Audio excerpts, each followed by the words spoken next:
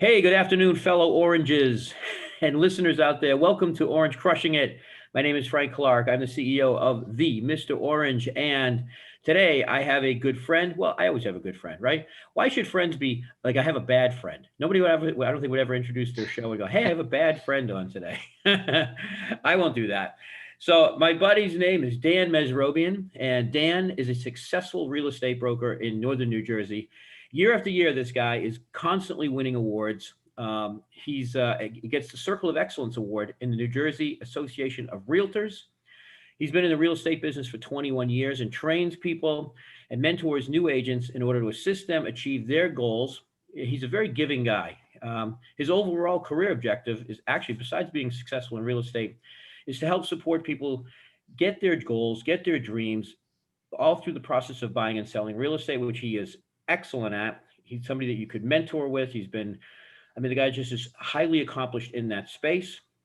He also likes helping people, especially when they're going through a tough time. He finds ways to can assist them via money, time, advice, clothing, or just being that guy that's got a great smile, which he does. Okay, I told him before this he looks like Hugh Jackman, which I am a little jealous of because I went as Hugh Jackman one year for Halloween, and I did not rock it as good as this guy does. So he's committed to personal growth. He's personal growth and all facets of his life, mentally, spiritually, emotionally, physically. I've seen a guy walk on his hands. I know he's a beast. And when he's not selling real estate and helping other people have a great life, you can find him on the waterfront in Hoboken, running, biking, filming sunrises. And the guy is just a cool guy, great fun guy to hang out with. Dan, welcome to Orange Crushing It. How are you, brother? Pleasure. Wow. Whew. How do I follow up that introduction? Man, You didn't I know you were love that it. great, huh? You didn't realize your levels of excellence here. I love it. But hey, honest to God, it is such a pleasure to be here. I haven't seen you in person since Date with Destiny. So to be on your podcast and to just connect with you on a human level really means a lot to me. So truly, I'm gifted and pleasured to be here. Well, thanks for saying that. You were there at the inception of the birth, if you will, of at some level of the whole orange movement. And yeah, so I mean, you were there taking pictures when you weren't supposed to be taking pictures, and thank you Hey for man, doing that. that was such a great shot we got of Tony giving you the fist bump, man. It was Absolutely, so great. it's right on the Orange Crushing It page. That picture has been Hmm. reused and reprinted many, many, many times. So Dan, successful guy, man. How did you get involved in real estate? Like, what's your backstory? I know what you're doing presently. I know what you've been doing in real estate for the past 20 years. I know you're a big family guy. Like, bring us back to how you got involved in real estate, why that passion particularly, and even, one of the things you said in your bio was, you love helping people, especially through hard times. And why that Yeah. particular? What brought you to any of that? So let's start with I graduated college 1999 and had a history degree. Thought I was going to go into teaching because I did enjoy it. And a mortgage lender grabbed me right out of college, interviewed with them, and offered me the job right on the spot. So, not knowing anything about lending and mortgages and what a mortgage even was, they trained me. And for I say from 99 to about 2010, 11, maybe even 12, I was in some form or fashion in the lending industry. So, I guess it just kind of found me, really. I was a little, I'd say, directionless when I came out of college as to what I was going to do, how I was going to earn a living, those kinds of things. And then in that during that time period, I want to say it was 2003, four. I started to dabble a little bit in acting. Um, Ran into some people that were coaching different, various celebrities and people of that nature. Obviously, being near New York, you're privy to that. So just worked my way up that way. Did some bit roles on some shows and whatnot. And then once 08, 09, 10 happened, I think that my roles in there kind of got less and less, and I just figured I had to do something. So then I got my real estate license and just was gifted to have some mentors that kind of helped me along and Now we're in 2020 and, I'm responsible for, a couple employees and their livelihood. So it's an interesting way how things kind of play themselves out. But Yeah. so that's how I got to where I'm at now. Okay. So I mean, why did you get involved in history? What was the fascination with history? I mean, why you want to get a degree in it, right? I mean, I will, I was yeah. fascinated with psychology in college. I'm like, I want to be a psych guy, right? I always liked Hmm. personal development, all that stuff. But then it was like one semester into it, and other than the hot girls that were taking the classes too, I'm like, this sucks. I can't. I'm like, can I make money doing this? I don't know, Uh-huh. right? And I was money driven, so what is it? What's the fascination with history? You said you were going to be a teacher, right? Was Yeah. that your yeah? So to be on complete transparency, Yeah. you're gonna get some raw transparency here with me. So, to be honest, the only thing that I could do with college, it took me 5.5 years to graduate with a 4-year degree. I was on academic probation twice. The first time when I transferred to the 4-year school from a 2-year school, when I graduated 2-year school, I got like a 0.9, I think, on my GPA. I failed 2 classes, had a C and a D, I think, for the other 2.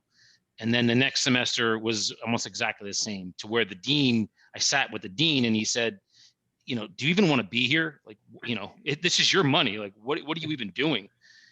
And I just kept remembering my dad's pumping in my ear, like, you have to have a college degree. You got to get a college degree. And history was the only thing that I could do where you could literally memorize a date and then remember that date on a test and then score well on it. That was the only reason I took history, No is kidding. because you could do that. Yes. So it took 5.5 years. I know it's crazy, but No, it took, it's not yeah, it crazy. took 5.5 years, but I ended up one semester actually making the dean's list. And my father couldn't even believe it. Like, my parents were so proud of me. And I graduated, I think it was like I don't even know, like a 2.4, I think, or a 2.3 or something like that. Hey, But the degree fact equals is, free, man. You're there, that's right? it. You know what I mean? I Degree. walked in and I had the diploma and my folks were so proud. And it was one of the moments, because there were so many times I wanted to quit. And I was living home at the time, and my dad was just like, look, you can quit once. And if you quit once, you're going to continue to quit other things. And that's one thing that I'm not, is a quitter. So I was raised playing competitive sports. I was a soccer player for a long time, competitively, and quitting just wasn't in my DNA. So we ended up, that's how we did it. So we got the degree, and now I'm here. Might have taken you a little longer. Were you had to be the? Let me rephrase the question. Were you like honor roll all through high school and grammar school and all that stuff too? Uh, Hang on. If the screen goes black, it's just because my phone just keeps ringing with clients and stuff. So I don't know if That's you all can right. see it going black, but It's all right. it is for Yep. me. You pop on and off So once in a while. Yeah, it's okay. yeah, that's what it is. It's just clients calling me, and but we'll navigate it. So I'm sorry. Can you repeat the question? Yeah. The question was, were you like honor roll in grade school? Like you had to get great grades, and then all of a sudden you went to college and you're like, hey man, I'm having a party here. Or did you always kind of struggle through school? No, yeah, I wish that was the case, but unfortunately for me, when I was younger, I was very, very much a follower. Whatever my friends did was really what I did. So, and I was the shame of that whole thing is I was a really good soccer player. Yeah. And as you get older, you kind of have different relationships with your folks. And I'm very close with my mother and father, to the point where, we discuss things from me growing up. And one of the things they shared with me only a couple weeks ago when we were out having lunch together, was they had a soccer club approach them and wanted me to go on the team with them, but it would have required tons of travel and just a whole shifting of because it would have been like, national, I would have been traveling, nationally inside the United States. And they turned it down. And I had no idea that they even were approached by a club. And I was probably 16, 15, 16, 17 in that area. So So you I didn't didn't know. know You that. you didn't even know No, a club approached you, right? did not know. Wow. So And how's it make you feel? I mean, is that like you go, hey mom and dad, you owe me one for this one. uh, I wish I could say that. They have done so much for me over the years. We can get into that later where, you know, there was a point in my life in my mid-30s where the only difference between me and somebody who didn't have a place to stay was the fact that I had two parents. Wow. Because if I didn't, I might have been, broken. I was broke. It was just a matter of where I was going to go. Well, So yeah, no, go ahead. I was just going to say, again, most successful people, right? Most they're successful because they take chances, and they're successful because they fail more than people that are, I won't call them failures, but people that don't have necessarily the level of wealth or the level of success or the level of running companies or the level of leadership that you do.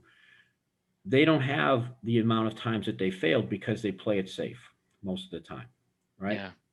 And successful people, I've heard this over and over and over again. I've interviewed tons of them.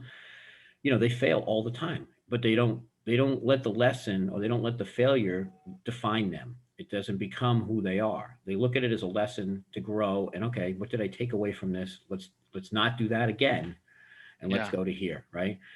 And you always have that attitude of not quitting, which is great. I mean, that Yeah. alone will get you through a lot of things, right? Persistence will help you get something, but consistency helps you keep it. And that no quit attitude, I mean, you can tell obviously you're a fit guy and you exercise every single day, I would assume, right? Like, I Hmm. wasn't joking when you said you look like Hugh Jackman. So then you say, oh, look, I'm acting in 2003 and 2004.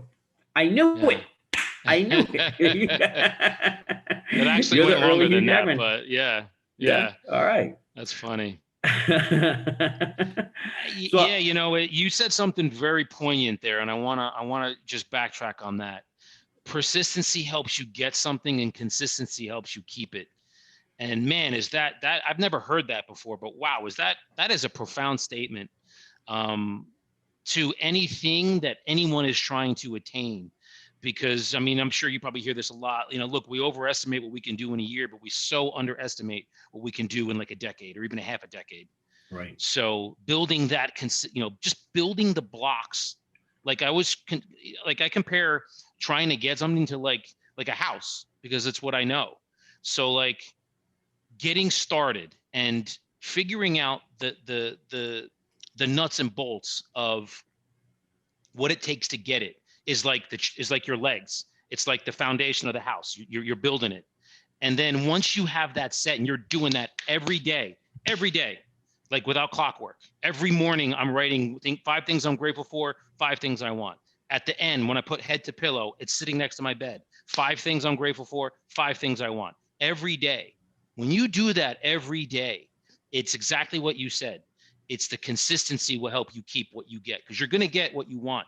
It's just how are you going to go about doing it? Right. And So so that's very, part of very, your, very poignant. Yeah. yeah, thank you. So that's part of your routine then, right? Your gratitude journal and what you want. That's how you start your day. Walk me through 100%. like, you are a disciplined guy. Disciplined from the way that you eat, disciplined from the way you work out, disciplined in your job. I mean, if there's anything that you're like steady Eddie, okay, it's Dan the man over here. Like, you are consistent, man. There's no two ways about it. Really, you are. Thank you. Uh, Thank you you. know, like scheduling time with you. I know it's like you are the master at time blocking. You're the master at getting stuff done. So, for somebody that wants to live like that, wants to achieve, everybody has their own little morning rituals. I'm up at Hmm. 4:30. I like to be in the gym at 5:30. And then planning and meditating and the gratitude journal, all those things try to get done before 8 o'clock even hits, right? Before the rest of the people are at the streets running. I like to have all that knocked out and out of the way. What is Yeah. some morning rituals for you? What is a things that you do consistently? Great question. So, and I am aware too that you did not normally get up at 4:30 in the morning. That's So that correct. is huge. I am very proud of you, my friend. That is awesome. Congratulations on that achievement. This is a new one. So, Absolutely, yeah, absolutely, yeah. I love it. So yeah, usually I'm up about 4:30. It depends. COVID's changed things a little bit because the gym's not open now. So well, it is, but I'm not working out with a mask, so I do things here. But again, 4:30. So I get up, and what I'll do first is always make the bed. That is a consistent thing. So literally within 5 minutes of me getting up, I've already done something. I've already achieved something. And as minor as it is, making a bed, it sticks in your head. Yeah, I just did that. Like I got that done. Right. So it puts in my mind an achievement, mentality for the day that I've just done that.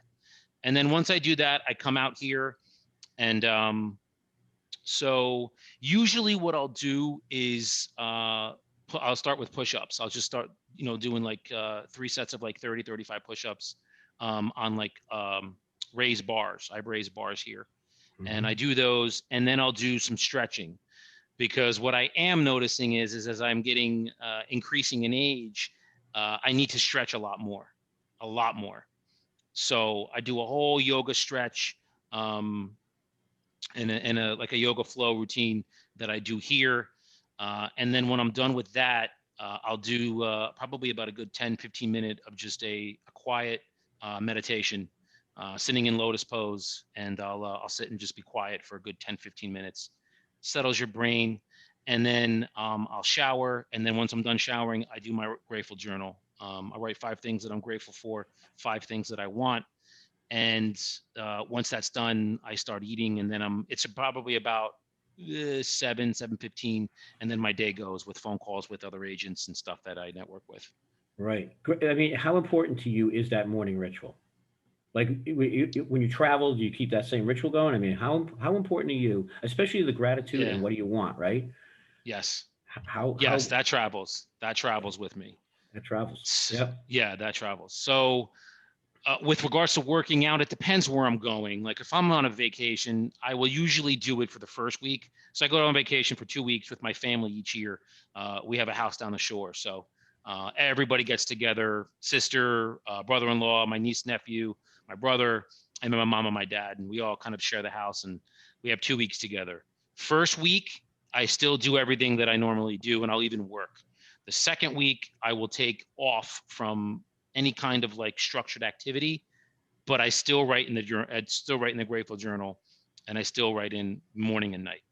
That I don't want to give up. Oh, that's fantastic, man. And Yeah, what do you correlate that to your success? How do you, 100%. 100%? Yeah, yeah. It's just part of it. It's part of because there's things that I don't enjoy doing in a given day. Sometimes I just don't want to do it. Sometimes I don't even want to get up. Right. I mean, there's days I'm just like, damn, like I just don't want to get up today.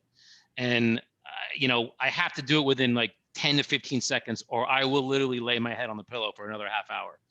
So I just jump right up. Yeah. So, but there are days, I do have days when, and usually it's in the winter time when it's cold up here and it's, 20 degrees, and it's like, man, I don't want to get up and go for a run, Right. but I do it anyway. You do it anyways. And as a Yeah. result, look, and as a result, you're a lean guy, you're a successful guy, right? You're a happy guy. And so there's some real power in gratitude. There's some real power in, the Yes. writing what you want. What are some examples of things that you want? I mean, is it always materialistic? Is it like, hey, I want a new house, I want a new car, or is it, more spiritually based? What? Eh, Yeah, that's a great question. So some of them are physical based. Yeah, there's things that I'd like to have. I'll be honest, right now I'm tired of leasing cars. So I always just write, and I'll be honest, you were a big motivator for me, because I saw you drive the car that I want, which is a Tesla. So I'm actually now finally going to be able to actually get one. And so when my lease is up in, I believe it's either June or July, I've already started building it, and Tesla and I are in contact with each other. So Oh, dude, it's going to be fun. Yeah, it's going to be fun. So I saw you when we were down in date with Tesla, and I was like, man, that is what I want. it is a fun car. I'm not gonna lie. I bet. Yeah, it is So a fun that's car. one of the physical. Yeah, that's one of the physical things that I write. But like usually I'll write. I really want to just change somebody's life today, whether it be a smile, whether it be advice, something like that. How can I make somebody? I want to make somebody's day better today. That's That's beautiful. one of the things I always write. Um, yeah, it depends. I mean, it's just in any given day, whatever kind of pops into my head. Um, I give boots away. So I have boots in my trunk. When Modell's was going out of business, like I was in there and I never go into Modell's, and a voice was just like, "Hey, go into Modell's." And I was looking around, and as I was leaving, I saw this big table with like tons of boots, and it snows up here in Jersey, so I just got the thought, like, buy these boots, and they were at severe discounts. So I loaded up like 6, 7 bags of boots, threw them in my trunk. And, when you're driving around, here near the city, there's a lot of people that, either you can call them panhandling or they need. Right. So instead of giving money, I'll just ask them, hey man, do you need a pair of boots? And 100% of the time they're like, yeah. And I was like, what size are you? And I have them size like in order in my trunk. And I just get out of the car real quick, open up the trunk. And I'm like, here, man, would you take brown? He's like, yeah. And then now I'm like giving, boots away. So That's awesome. yeah, just anything that you can do. These things just kind of pop into my head at given times, sometimes it's boots. Sometimes, like I just get a thought to like reach out to somebody. And if they're going through like a tough time, hey man, do you want to go grab a beer and talk about it? Or, what can I do for you? Is there anything I can do for you? Tell me what I can do for you. I don't like to ask, what can I do for you? I like to say, tell me what I can do for you. Right. And then they'll tell me what they need instead of me just offering it out blanket. Like, you tell me what you need and I'm going to give you that specific thing. Dude, that's incredibly generous. It's incredibly generous Yeah. and a great way to give back, It really is. Yeah. So thanks for doing that, And It is. Boots, it feels good. boots is now a foreign word to me. Okay. I mean, I grew up in Boston. Spent plenty of time. I know what snow is a foreign word to me. Boots are a foreign word to me. Flip flops. Now if you're driving around with flip flops, I will hit you up. Okay. Yeah. I'm down here in Florida now, and it's I tell you, when you don't have to scrape sunshine off your windshield, it's a good thing. It is a good thing, right? Look, it's actually Friday night. It's going to be 33 degrees. I mean, we've been enjoying mid 60s, low 60s, which is perfect for fall. You get fantastic foliage up here, and usually, like on like a Saturday or a Sunday, if I don't have appointments, I'll just take a drive out and I just film foliage because it's just so beautiful. Like, nature in itself is it's so magical, and as much as humans can mess it up, it is just the one constant that you wake up and it's there, and you go to bed and it's there. So like I'll go out and film it, and but it's going to be snowing soon. So I'm aware that there are a lot of people that are going to need boots and things of that nature. It's almost Halloween here, right? And so again, I remember growing up in the Northeast, right? You get a costume on, and you're debating. Oh, I'm gonna freeze my ass off. If I put a jacket on, it's gonna ruin the costume. I don't want to do that. All right, I'll freeze. I'm freezing for 100%. Halloween. That's it. I don't. That's care. Right. You grew up in the Boston area, right? I did. Yes, I grew up in the area of. I won't call it pain and misery, but our sports teams were not quite as good as New Yorkers. Well, we did school everybody in basketball for quite a while there, though. But yes, a lot of pain and suffering. Except for the last 20 years. The past 20 years, man, it has been Title Town, baby, up there. Right? Title Town, yeah. Crazy. Crazy. You guys have enjoyed a nice magical. Look, we did too. I mean, between the Giants when I was growing up, and then the Yankees, when I was in high school and college. Yeah, we've had such a magical run, man. Yeah, see, those are two words also, like boots and snow that are foreign. Yeah, in a Boston family, okay, Yankees and Giants. Those are another two words that never spoken. I love it. Yes, always that sports rival, and you guys were such rivals for us too. So funny. Oh yeah. So look, funny. If we didn't beat you on the field, man. We're taking it to you in the fist. All right. Oh man, in the stands, God, I've been witness to so many fights. Yankee Stadium, Giant Stadium. The parking lots, tailgating. Yeah, it's crazy. It's crazy. But it's fun, man. It's what defines us, right? It's what molds us as men. Isn't that amazing that when you think about it, like the mentality of people can get affected to the point of violence by the behavior of other men. Not even something you did, like someone else losing or winning affects you to the point where you want to fight somebody. And it amazes me, but it's true passion. I mean, although I got to tell you, as I travel around the United States, that true sports passion, you don't get that necessarily. And, there's more fighting, I find, outside the Northeast in sports arenas than there was up there. I didn't see a lot of, I went to plenty of Yankees games, right? And I had been to Yankee Stadium, the old Yankee Stadium. Matter of fact, I saw the last Red Sox series. It was at Yankee Stadium.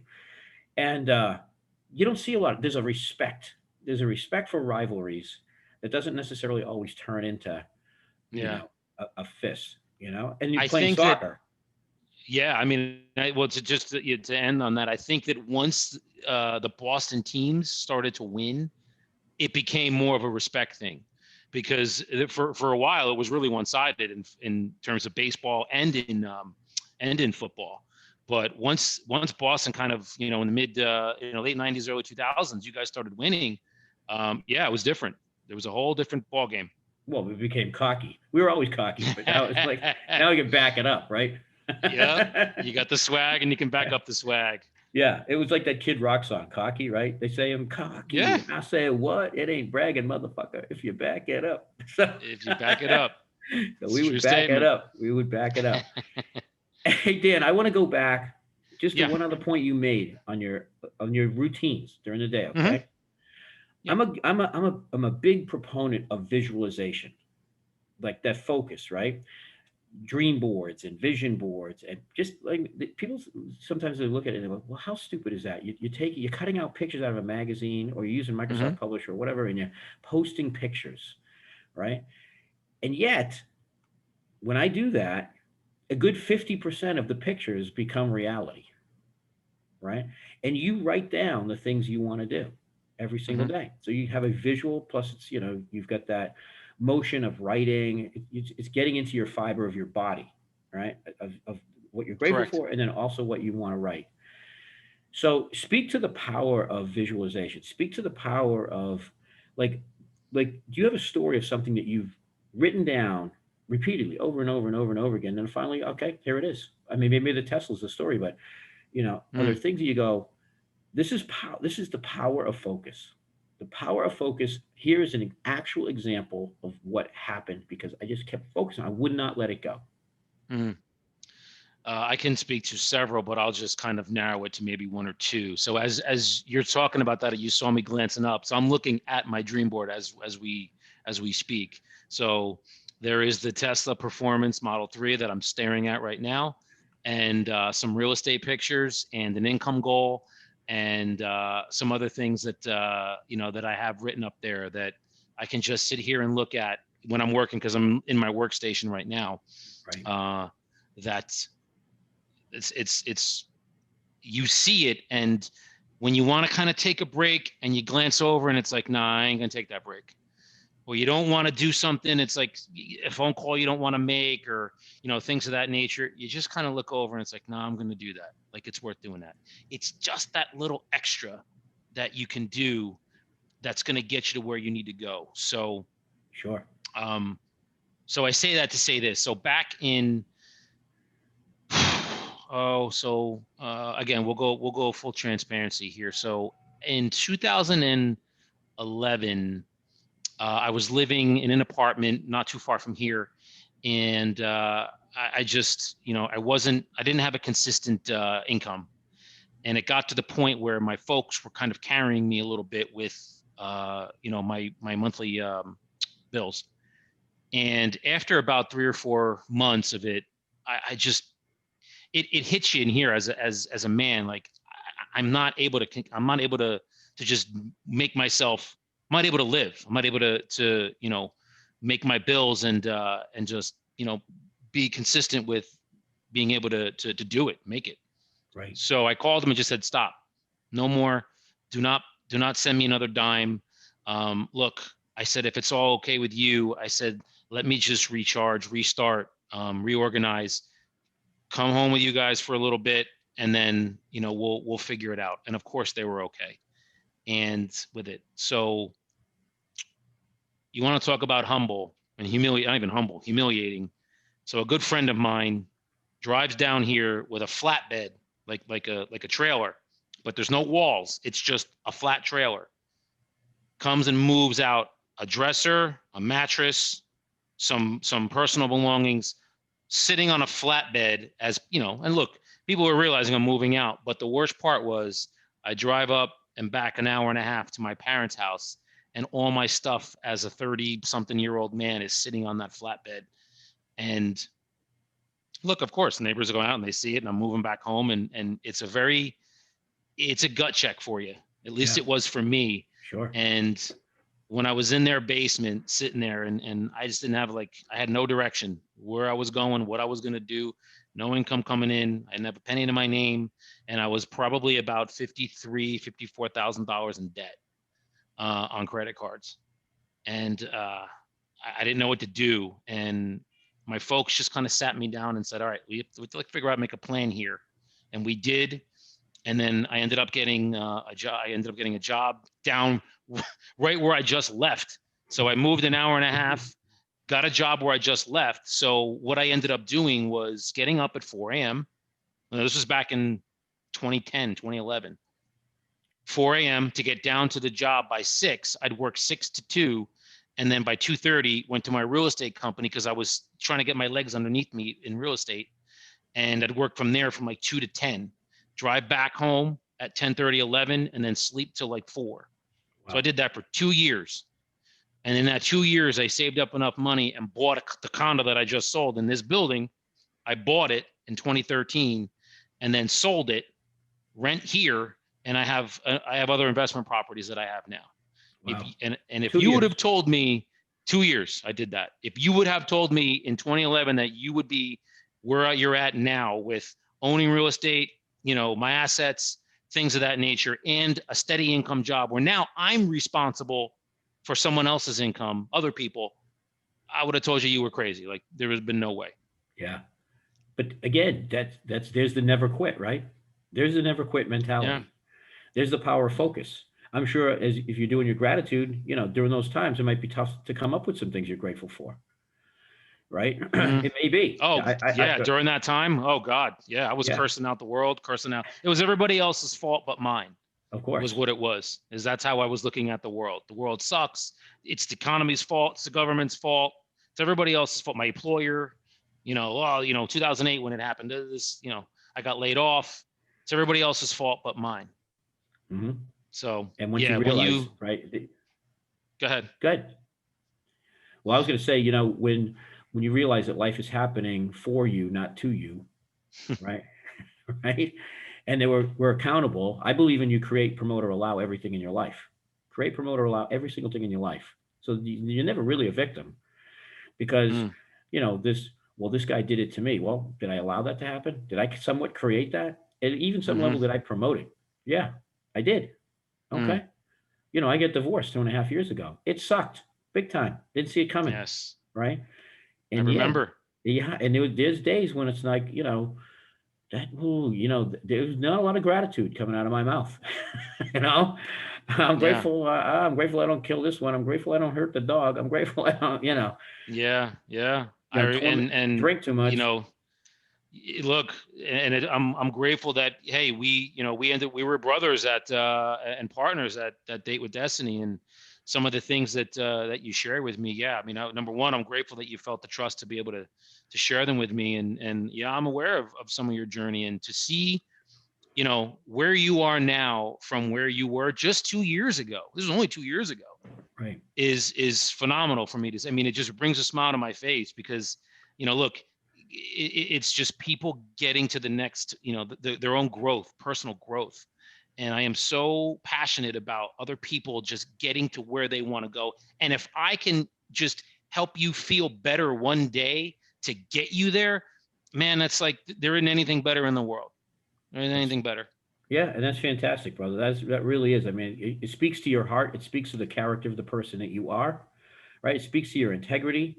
And it speaks to, look, your folks did for you, and you're kind of giving it back now to the planet. You're helping homeless. You're helping people stay warm in the winter times, right? Generosity of your own heart. Okay. And that speaks volumes, man, to the character of the guy you are. And it also speaks, when you look at your success, okay, well, you're up at 4 o'clock in the morning, and you go until midnight. You're getting 4 hours of sleep, right? I'm sure there's not a lot of watching television. I'm sure there's not a lot of Netflix. No. I'm sure there's not a lot of anything, right? Partying with your friends and drinking and all that shit, right? You even say, look, you take a 2-week vacation with your family in the first week. Well, I got to work. I got to work. I got responsibilities. I'm getting stuff done. And it's that tenacity, that internal fortitude, that intestinal fortitude, if you will, right? To get shit going. I think we live in a day and age where everybody wants it easy, right? We want an internet lifestyle, and just, I click on something and I can get food right away. I click on something, I get my packages delivered right away. Think that they can click on things and just have the life that they want without the work, without the grind, without the, life is not all ease and flow. It can be ease and flow once you get it going, right? Once you get it going, right? Then the maintenance can be ease and flow, but don't think that it's not going to be ease and flow right out of the gate. right? You got to grind it out. I don't know. I just believe in that. That's orange energy, right? Get shit Mm. done. Get shit done.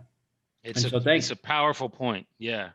yeah, and I see you as a great, example of that. I mean, I'm looking here. You can't see this because it's a podcast, but I'm looking in this guy's house. I mean, it looks massive and it looks beautiful, well appointed and okay, Yeah. this is a guy that was living in his parents' basement in his 30s, right? And to some level, Yes. that's tough to handle. When I first got divorced with my first wife, I remember moving home with my parents, and it was like a week, and I was like, "Holy fuck, I can't do this. I just can't do it. I'd rather sleep on the streets. I think, Yeah. I just Yeah. couldn't do it." So, give you a lot of props for that, man. A lot of props for that, and in the way you've turned it Thank you. around. Thank Yeah. you. So, You've oh, I'm sorry. Go ahead. no, go ahead. Okay, jump in I there, was brother. going to say you made me think of a couple things. Number one is, yeah, I don't have cable. I have an antenna, so like I get like 2, 4, 7, 9, 13, and I don't know, some Archie channels. I don't watch TV very much. I don't have time to be honest with you. Really, if I do have downtime, it's spent with books. I've in 2018, when I was building and I was kind of building myself, I read, I think it was audio and hardcover. I think it was like 92 books I read. There was just not a time that I wasn't reading. And Wow. even now, like I've kind of calmed down a bit because I have more responsibilities. But on a Saturday or a Sunday, man, if I'm not out taking a nice drive in the fall, I'm just sitting at a local coffee shop and I have a book in hand. And, I just love to read for a few hours, and it's so calming for the mind. And yeah, and the other thing you mentioned, I mean, Frank, there is not a day that goes by that I do not either send gratitude to my family, to my mother, my father, or that I thank them personally for what they've done for me. And one of the, with regards to letting me come and live with them, Yeah. uh, and one of the most rewarding things that was, I think about it to this day, it just makes me laugh and smile, was handing them a check for the money that they gave me for those 5 or 6, whatever long, I think it was like 5 or 6 months now that I'm thinking about it, of just carrying me with my rent and my bills and my whatever. I handed it to them with interest. And it was like, if you ever saw um, Cinderella Man, when Russell Crowe goes Yeah. back to the Social Security office and Mhm. gives them that roll of money when he was getting the whatever it was, the subsidies that they were giving during Yeah. the Depression. He was Mhm. so thankful for them, he gave it back. That was how I felt when I gave my folks that check back. Wow. And now, I'm able to take them out to dinner when we hey, let's go grab some dinner, and I can just easily just pay for it. When not so long ago, that wasn't even a glint in my eye. Yeah. Wasn't even able to do it. Well, So yeah, the level of gratitude that I have for the things that I have, that I will come to have, and the things that I've had, the experiences, the hardships, the nights cursing, the world, and not wanting to even be here. If is this all there is, those kinds of things. Look, I've been there and I understand it. And when you are broke, 50 something thousand dollars in debt, living in your parents' basement, a lot of thoughts go through your mind. So to be able to have the people that have helped me get to where I'm going, you being one of them, really just levels of gratitude that I can't even explain. well, thank you very much. I appreciate that. And no, I appreciate that. Thanks, man. That means a lot to hear from Yeah, you because I have a lot of respect for you. And last question. sure. As I was just thinking about this, okay? Let's say the planet is going to be annihilated. We just like, this is it, man. This is it, okay? And we get to take one book and put it in this little space capsule, okay? And one lesson Hmm. for the next world to read it. You get one book to hand away, right? It's like the greatest book Whew. you ever read, okay? And Wow. one life lesson you're going to put in this capsule, man, and jettison it off the planet, and the next generation of next Earth gets this stuff. What's the one book that everybody needs to read? I'm looking at my And bookshelf now. and what's the one thing everybody needs to learn? Wow. I mean, to learn, it's not even it's so simple. It is the simplest thing ever. And it is just, if you have the choice of being right or you have the choice of being kind, just choose being kind.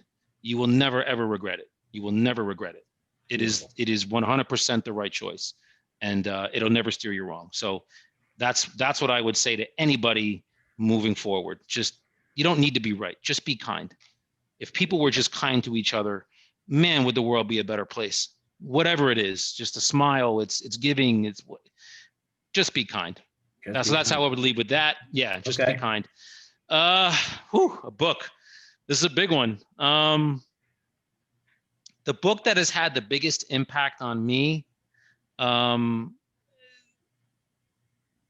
it has, it's brought me to tears each time I've read it. I'm going to grab it. Hang on a minute. Sure. It's right here. It's a book. It is a phenomenal book on the appreciation of life itself, your life, no matter where you're at. And that really, actually, I should really pick out two, but I'll stick with this one for now. Do I want to do that other one? No, I only get one. All right, that's going to be this one. All right, that's going to be this one. This is called When Breath Becomes Air. It is a true story. It is based on a true story of a doctor. And I don't want to give any of it away other than I cried. I've read this 3 times, and each time I've read it, I've cried at the end. Even when I know the ending. It is one of the most powerful books I've ever read. It is, again, really just about the appreciation of the fact that you don't know what tomorrow is going to bring. So if you just, and this really is based on Stoicism, if you know anything about Stoicism, mm-hmm. and the principles of it. Marcus Aurelius, which is a phenomenal book too, Meditations by Marcus Aurelius, another book I read, great book. He was a Stoic. And he basically, the premise of this is, and it's of this too, is you do not know what is going to happen tomorrow. So you take the moment that you're in now and you take it to its fullest and you appreciate it to its fullest, so that if tomorrow you're not here or someone else isn't here or something isn't here, you can say to yourself, man, I took that and just lived it to its max capacity. I have zero regrets. No regrets about it. And wow. That is a phenomenal way to live for me. And it's how I choose to live, how I do live. Do I do it 100% of the time? Absolutely not. But it's a principle to me that I just find very powerful. So yeah, it's called When Breath Becomes Air, Paul Kalanithi. It is a powerful book, powerful read. And I would recommend that book if that's anyone that I can take. I've never heard of that one, and I will definitely download that because you're a book guy. I knew that when I first met you. As a matter of fact, you recommended, and I'm going to screw up this guy's name, but it's Joe, I think Decina or something that. The Spartan race. Spartan Way, Joe Decina. Joe Decina. Phenomenal book. That was like when I met you. You're like, hey, do you read? Read this. This is the book to read.